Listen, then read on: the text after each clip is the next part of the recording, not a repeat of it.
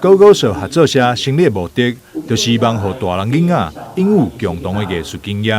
让艺术家甲教育家携手前行，整合艺术、教育以及民间资源，成为推进艺术教育动力。大家做伙来狗狗社，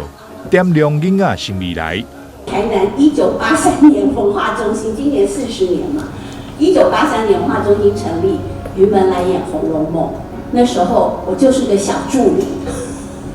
然后那时候我就到文化中心来，那真的经过这数十年，我看到文化中心、台南文化局的同仁朋友们，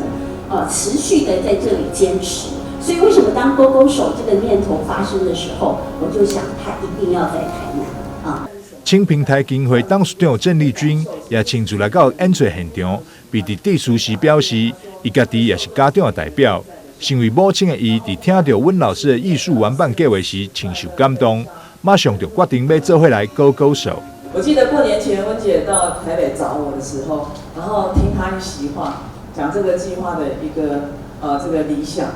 跟她推动的方式，我就好感动，好感动那一方面，她满足了我作为一个孩子妈妈的期待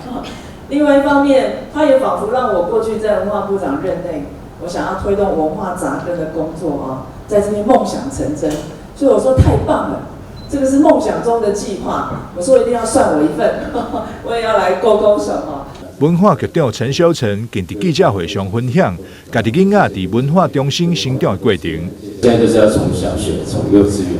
从国中这里开始，让他们去接触。我觉得这时候的改变还来得及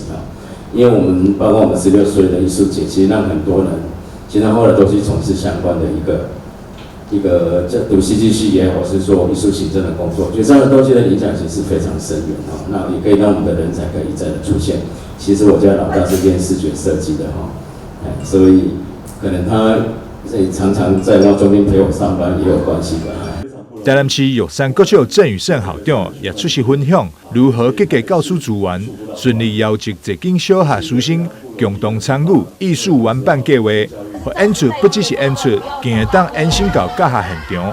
4月8日到16号期间，将有超过1000名小学生来自屏东、高雄、嘉义以及台南16间小学，会当今日去剧场享受艺术所带来的感动。台南新闻张硕维采访报道。